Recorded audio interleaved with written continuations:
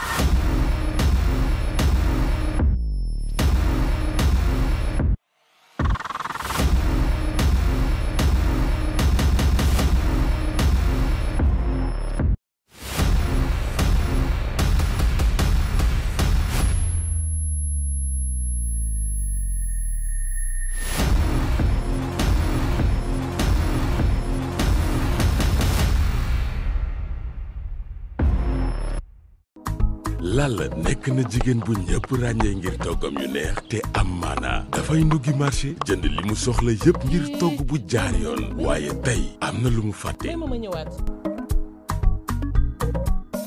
waaw lu xew. ani sama vinaigre bi. mi ngi nii. yaa gën a xam ne du bii. du bii. acca teel. waaw bul dem kay yóbbaale moutarde bi.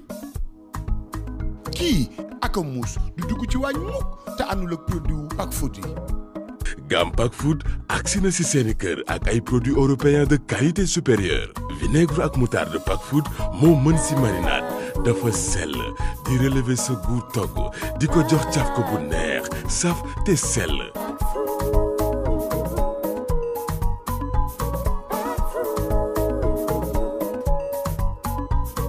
produit Pack Food yi am na tamit huile ay pâte spaghetti vermicelle ak meew. lii dara fayu ko.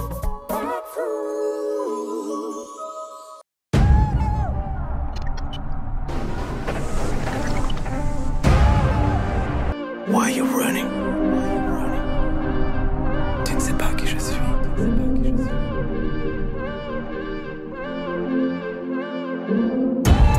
Il n'est pas dit que je suis.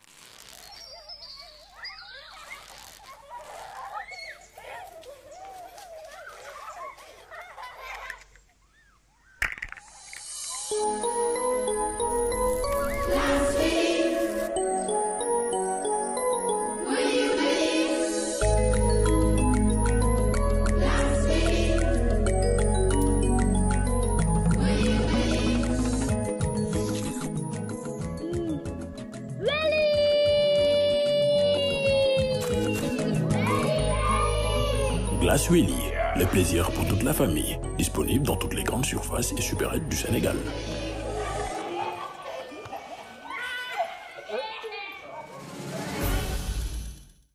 Safor moo wóor ca bool ba.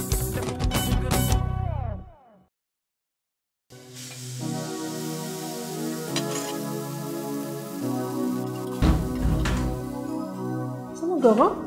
waaye yaay. yaay si togg bi. ah sa ndab yi de daf may fàttaliku keroog bañ may muur may sëyi. gisoo man it tey la sama premier njël te Safor moo ma si jàppale nii.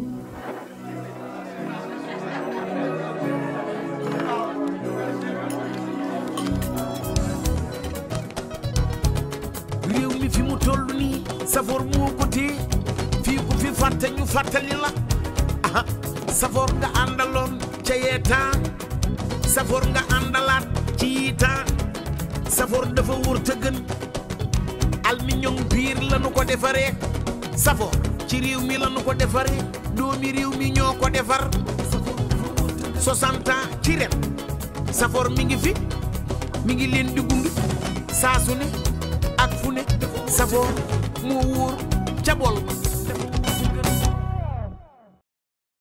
ak Orange Money jot leen xaalis bu jógee bitim réew mu teer si directement ci seen kalpe Orange Money waaw maa leen ko wax mën ngaa jot xaalis ci téeméeri réew ak juróom fukk ba lu ko ëpp maanaam 150 dëkk moo xam ak Western Union Ria MoneyGram PayPal Small World wala sax Tap Send teg ci retiré ko benn ci sunuy point de vente yi nekk fépp ci Sénégal te doo leen ci fay dara téléchargeel gaaw sa application Orange Money. Orange Money.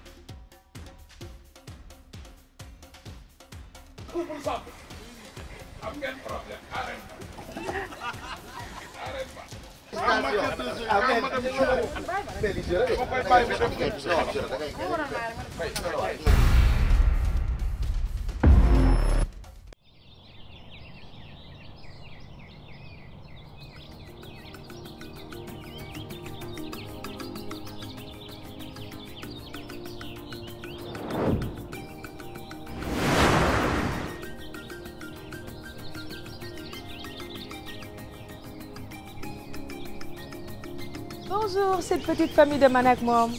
J'espère que yéen a ngi jàmm parce qu'ici tout va super bien.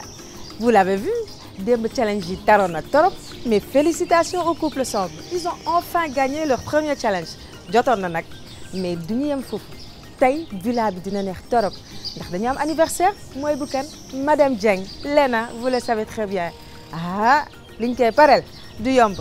Mais dañu yem foofu également dinañ découvrir li nga xamante ne moo di bouclier muy lu bees tàq lu leen waa Man ak Mom indil expliqué naa leen ko tey la ñuy def expérience su bouclier pour couple yi nga xamante ne ñoo jot a gagné challenge. am na yeneen surprise yu ñëw et su ngeen bëggee seen couple préféré de ci villa bi voté leen au 24 554 pour may leen doole nañ dem nag xoolu production bi commencé tey ay challenge.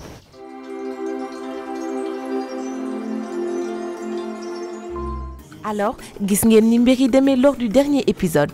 Comme nous ko Marceline waxee, les choses ont bougé ndax le couple Samb a gagné son premier challenge et se lance dans la course. Wan Lérikal et Lena ñoom wane nañu seen doole après avoir remporté une cagnotte de 1 500 000 francs CFA di cagnotte bi gën a rëy depuis ñu commencé challenge yi. Sans plus tarder nañu dem xool l'état des cagnottes. Couple Dieng moo jiitu ba léegi avec 4 545 000 francs CFA. Le couple Ndiaye am na 2 360 000 francs CFA. Les Thioune ñoo ngi ci 2 195 000 francs CFA. Et le couple Samb intègre le tableau avec 900 000 francs CFA. suñu ñaari challenge yu mujj yi nag c'était des challenges destinés aux hommes waaye tey nag challenge yi yëpp travail d'équipe lay doon. Sans plus tarder nañu dem xool de quoi sera fait le premier challenge. Challenge bi nag mu ngi tudd transit d'eau candidat yi am nañ 5 minutes pour jël ndox bi ci paan bi pour feesal bouteille bu nekk au bout du parcours. waaye ndox bi faaw mu jaar ci paan yu nekk ci digg bi avant que muy àgg ci bouteille yi. challenge bi nag suñu couple yi am nañ stratégie ndax jox nañ leen ay bouteilles avec des tailles différentes. suñu candidat yi lu ñu war a njëkk a réussir mooy récupérer caabi bu nekk au fond de la bouteille pour jëli entonnoir yu ñu tëj ci boîte bi.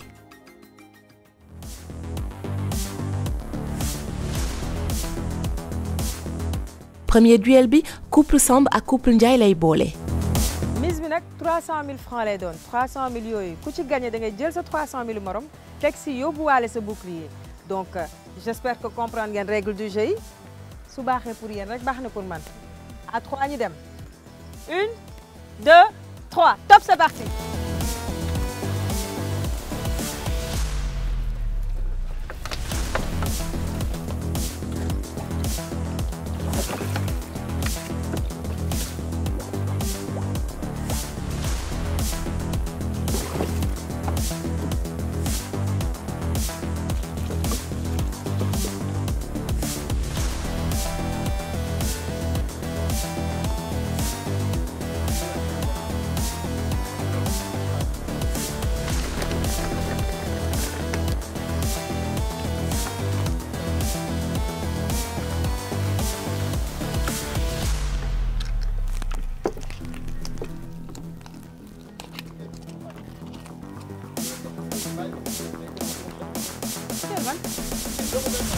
Non, damay roota.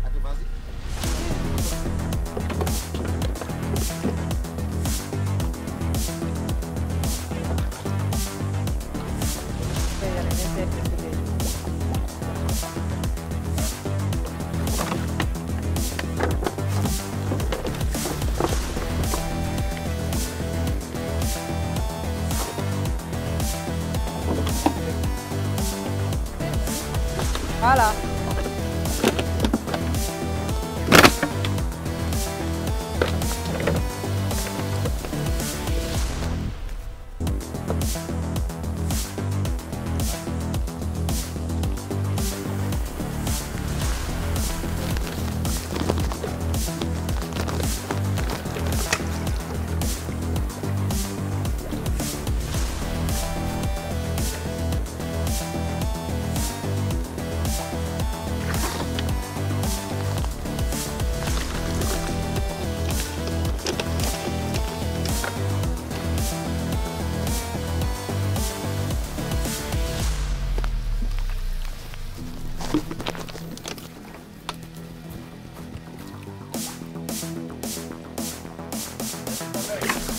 Dépêchez-vous, le temps est presque écoulé.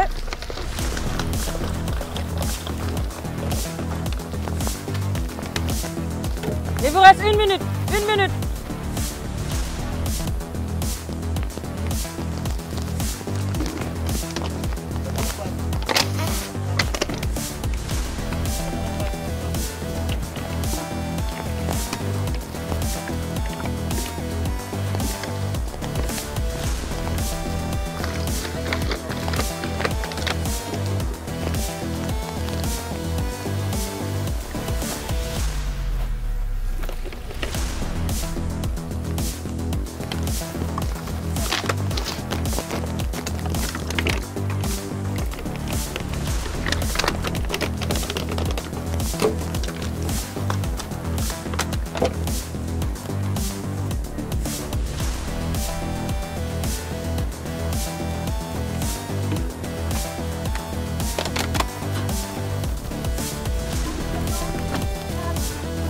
Trois, 2, c'est terminé. Moi, t'as mal le VAR, mais sur mes recours. Soit on change. VAR bi ñëwee boo ma da ngay daan. Wala ñu caméra yaa ngi lan moo tax ñu koy commencé waat. Ah mais nii wala naa Les caméras sont allumées, ma chérie. ñii Pas ñoo am lu ñuy besoin dogal ma de chérie. recommencer, Dañ xaar hein. rek ñu déglu leen.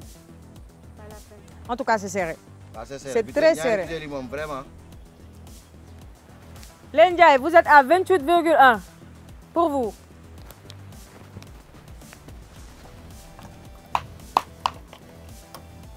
Et les sommes, vous êtes à 29. Donc vous avez remporté ce challenge. ni mu ma rawee ça veut dire que moom dafa respecté wul règle yi parce que déjà dañoo ne boo rootee da ngay sotti si paan bi teg sa bouteille doog a jël paan bi dem sotti fële mais moom dafa root dem directement sotti jaarul si paan bi te man dama root jaar si paan bi dama respecté règle yi moom respecté wu ko su ma gañewul woon nag damay déposer recours mais comme man maa gañe amul solo mais ñuy respecté règle yi. Ah, serré woon na de waaye Mahfous ak Marietou gagné nañu duel bi à la dernière seconde et yokk nañu 600 000 francs CFA ci seen cagnotte.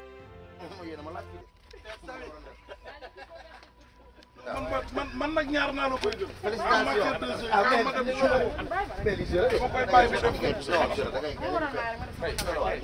moom gañ rek la xam moom xamul benn. non non man su ma bàyyi woon ma def li ma xalaat rek kon du ma gagné ndax kii maa ko gënoon a rapide. waaye la moo tax nag bu ñu waxee man la defal li nga xalaat nga bàyyi ko fa ci ma la. yaa ma jëkkee yaa ma mais ba ma la jaxtee ma wax la sama xalaat mais man bi ñu waxee ba pare dama la defal li nga xalaat.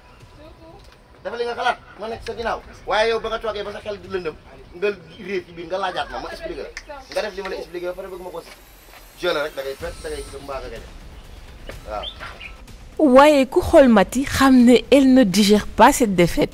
bëgguma ko ma conseiller benn de deux li ma waxoon Cheikh moom après daf ko naqari parce que nee naa ko affaire bi piège la. bouteille du litre bu vide bi soo ko bësee ci paan bi day tuuru donc bàyyi ma mu jël ñaaru ndaw yi mu ne ma déedéet defal li ma la wax ma insisté mu ne ma defal li mu la wax te comme man xam naa ne li ma stratégie bi ma tegoon moo gën.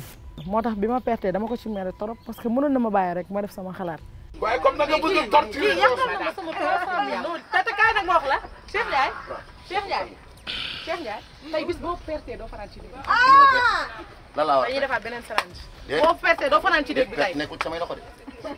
perte ci loxo yàlla la ne. waaw léegi ay néeg bi ci samay loxo la ne. ah Mati mu ngi menacé jëkkër ji de Cheikh tu es averti.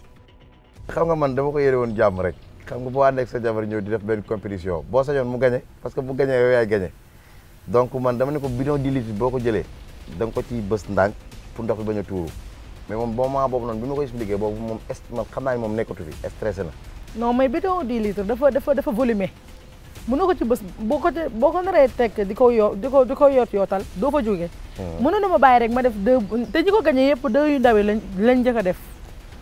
parce que affaire yooyu amul bu ma beneen te daal nan la bàyyi nga dem ak sa xelu bopp fi mu ne su ma perte mu leer man sama faute la man la engagé. non du yow rek lay engagé daf may engagé wala parce que man maag yow ñoo àndandoo ñëw moom kay xëy na peut-être lan la stratégie lañ doon teg rek par échec. ndekete ñoom it dañu tendre piège boo jëlee butéel bu mag bi boo ko bësee ndox mi yëpp lay tuuru c'est-à-dire que li ci garaaw mooy da ngay am foo xam da ngay soxla ndox te doo fa fekk ndox parce que fekk na ndox bi këpp na. dafa am tamit côté intelligence quoi parce que boo ñëwee rek jël butéel bu mag bi da ngay tuur ndox comprends nga donc affaire fallait que moom benn stratégie bu ndaw te comme man damay seetaan Prison Break lu bëri donc fallait que je me mette un peu dans la peau de Michael Scofield ma toog étudier affaire yi xool si la jël ñaari butéel yu ndaw yi comprends nga waaw comme yeneen couple ay ñoom Théodore Bagwell ñoo fa nekk ak ñoom Fernando Sucre léegi nañu xooli suñu deuxième duel bi nga xam ne si diggante couple Dieng ak couple Thioune lay doon. Bonne chance à qui gagne. J'espère que comprendre ngeen règle du jeu. su ma nee topp rek ngeen commencé. 1, 2, 3 top, c'est parti.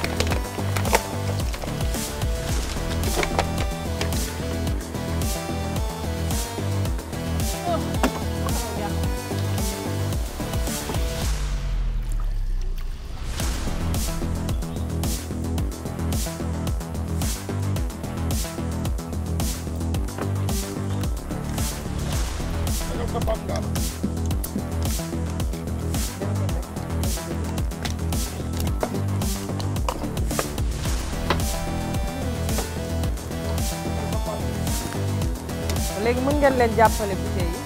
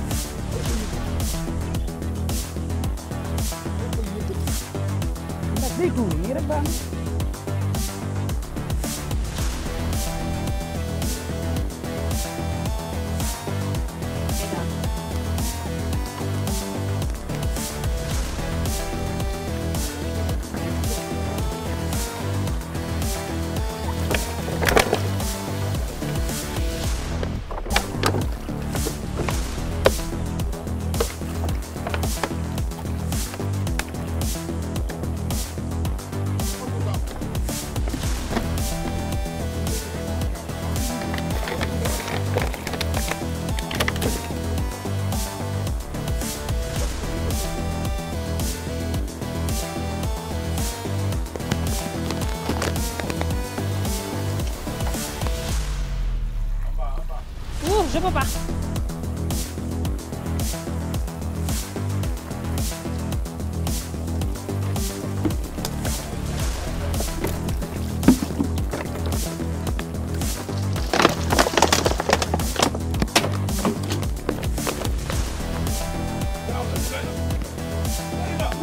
Dix, 5,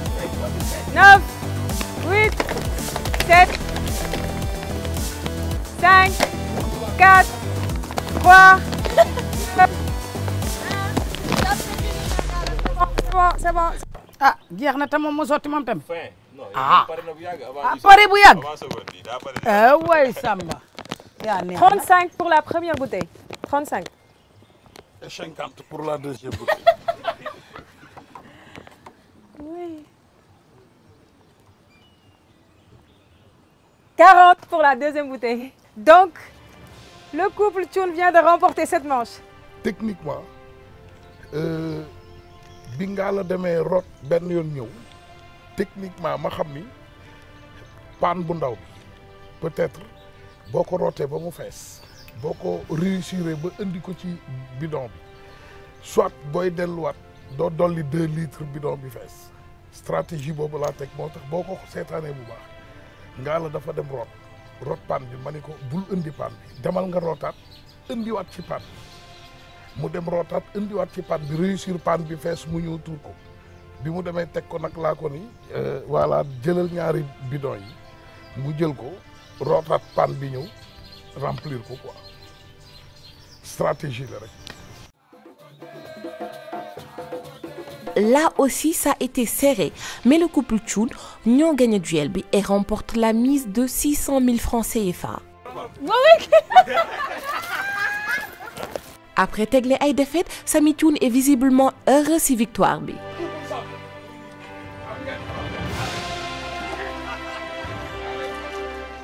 C'est le jeu. Peut-être on est Amul plus logique, formé quoi. si yu métti que si yu yomb bi. Avant, à un moment, tu deviens trop confiant. Du coup, tu passes à côté. Ouais, des fois, ça arrive en fait. Ay nit lañ rek.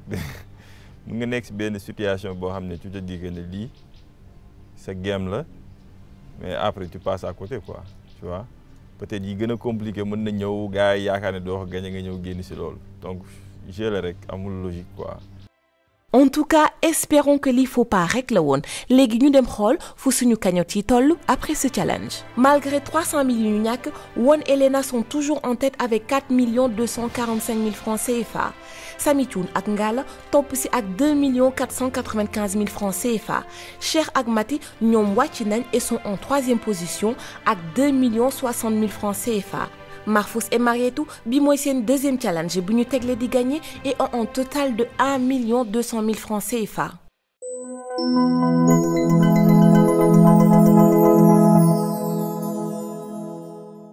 Savon moo wóor ca bool ba.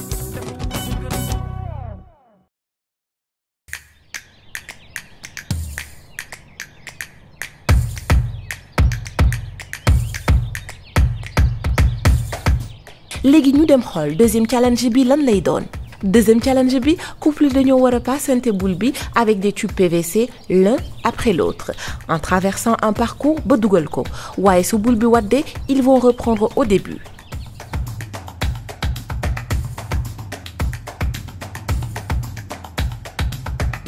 S'il te plaît, Marietou.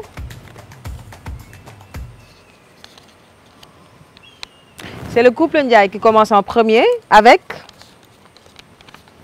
le couple Samb. Top, c'est parti.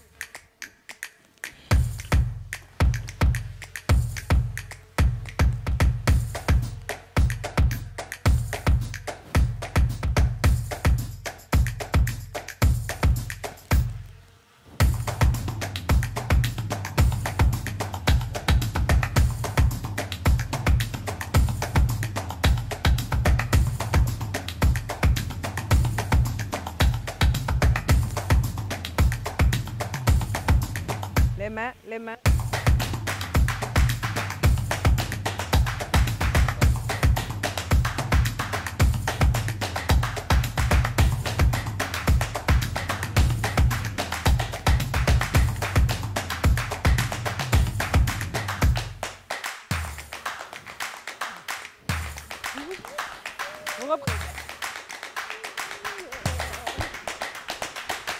Vous reprenez.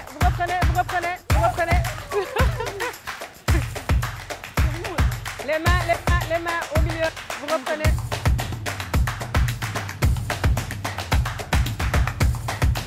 Les mains.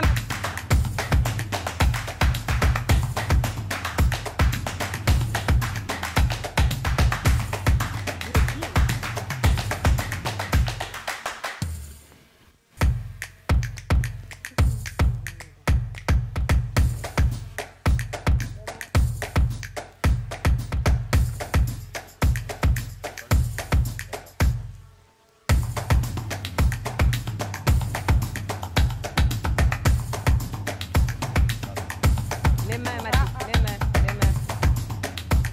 Vous reprenez, vous reprenez. Dépêchez-vous, dépêchez-vous.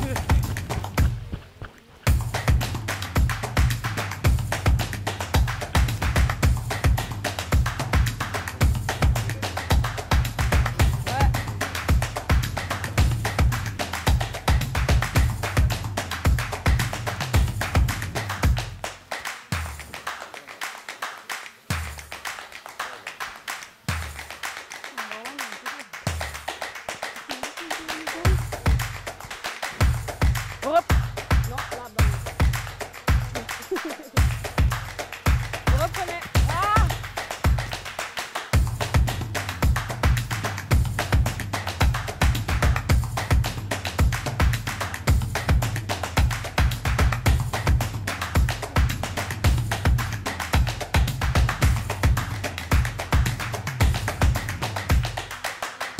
Félicitations au couple Samb.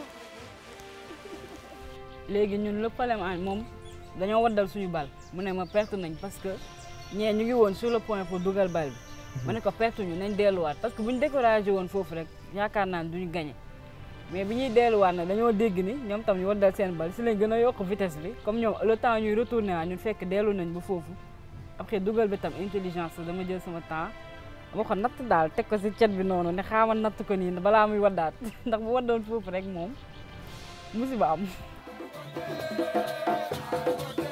Après match bu bari rebondissement, Mahfous ak Marietou gagné nañ challenge bi ak la mise de 600 000 francs CFA. C'était vraiment serré.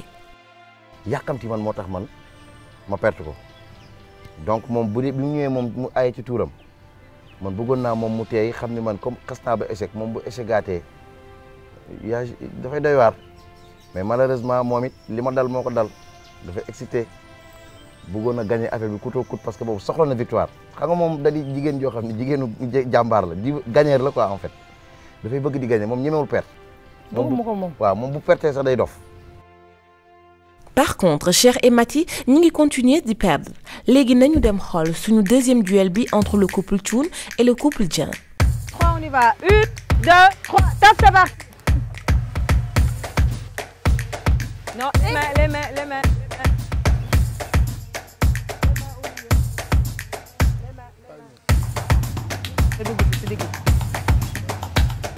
On reprend.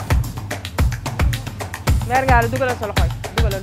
Voilà, déedéet loxo yi du téye bal bi. Waaw kay. Ba pare da ngeen di serré tonton Sall. Voilà. Loxo bi bu mu téye bal bi loxo bi dugal si loxo yi dugalal loxo yi fii. Voilà. Wan les mains au milieu, les mains. Voilà.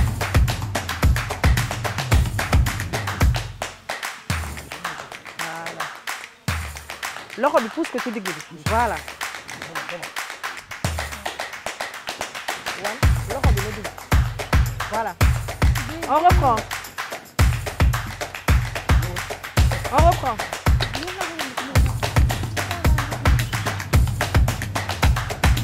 Voilà.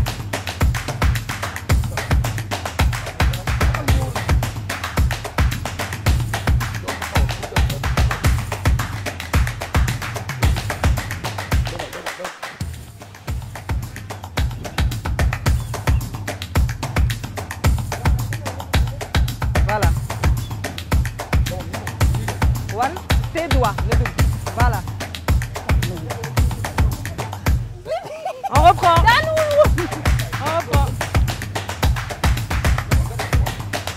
Voilà. Faut arrêter.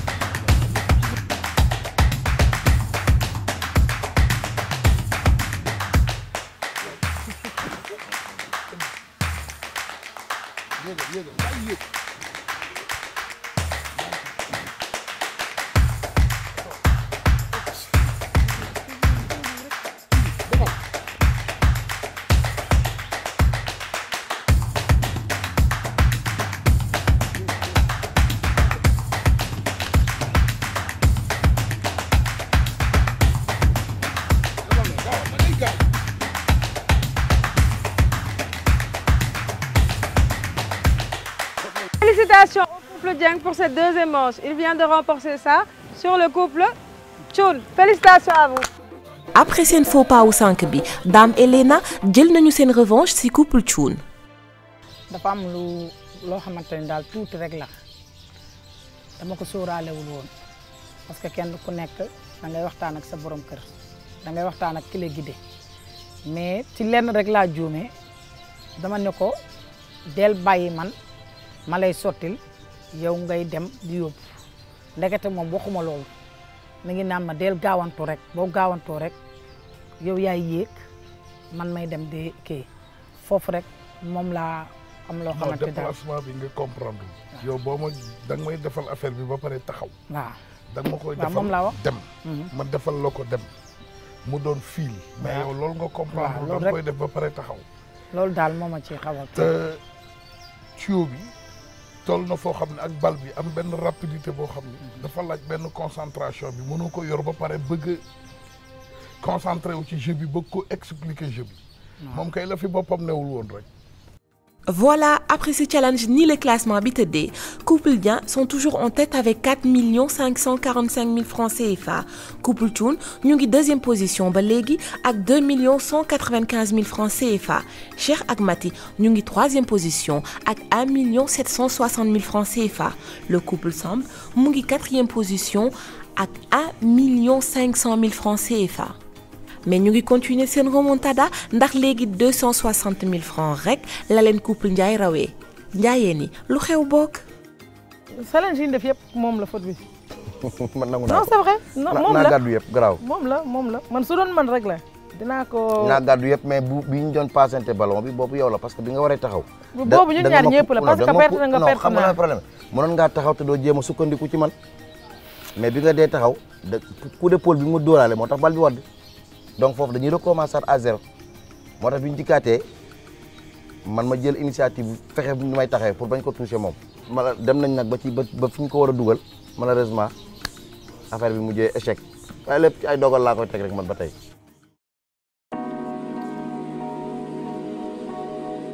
Après une journée pleine de surprises, suñu couple yi ñu ngi profité des moments de détente pour se retrouver et faire le point.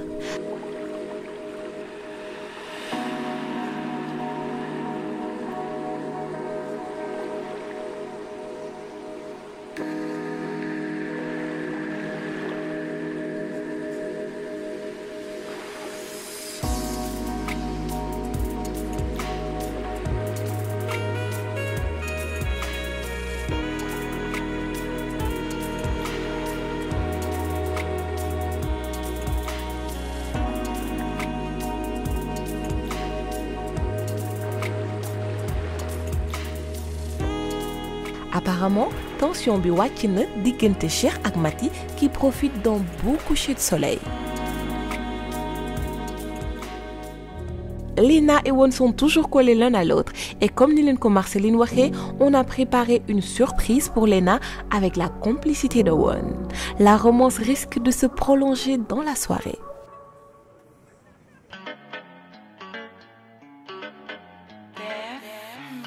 Lyrical a gardé le secret à sa femme toute la journée et tous les couples rejoignent la production pour souhaiter un joyeux anniversaire à Léna.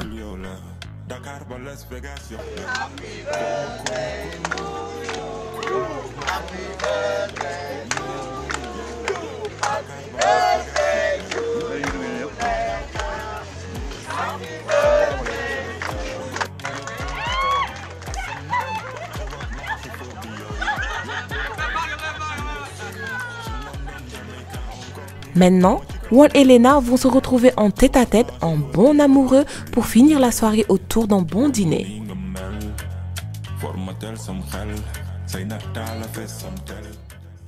Voilà, villa bi mu ngi ne selaw. Mon couple se repose en attendant une nouvelle journée qui va leur réserver plein de surprises. Ma bàyyi leen ngeen xool lu xew dans le prochain épisode de Man ak Moom.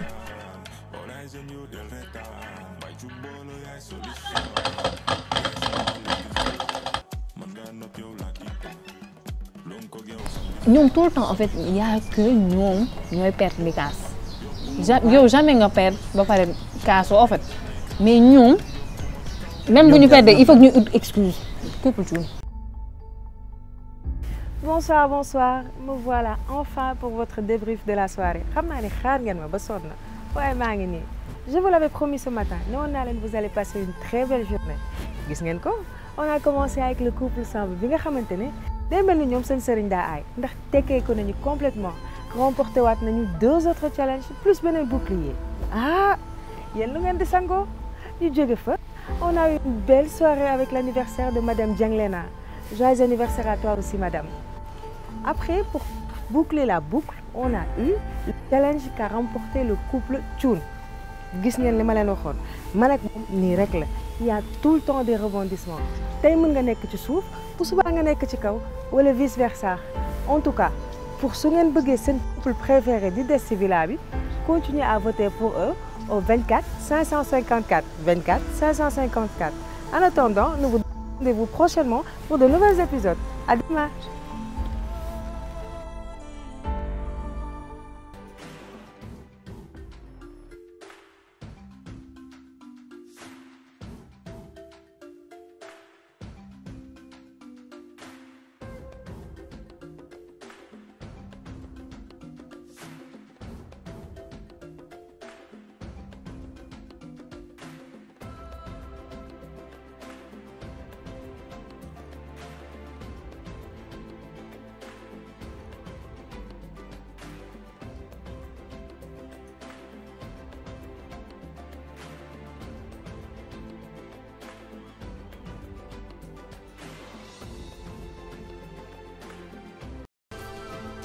Vous avez regardé Man ak Mom avec Stamy Paul.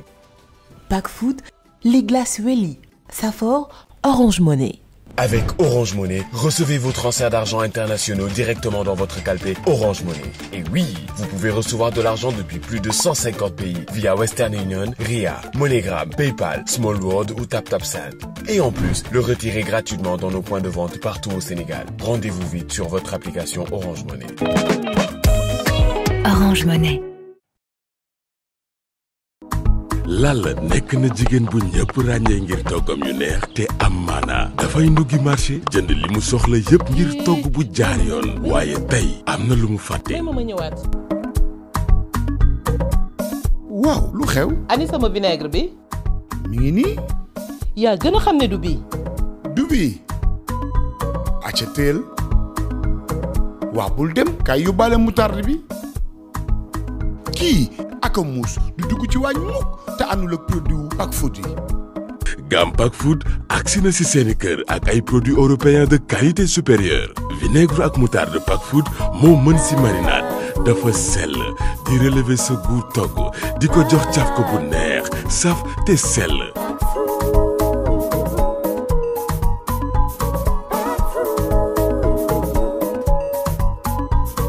produit Pack Food yi am na tamit huile ay pâte spaghetti vermicelle ak meew. lii dara fayu ko.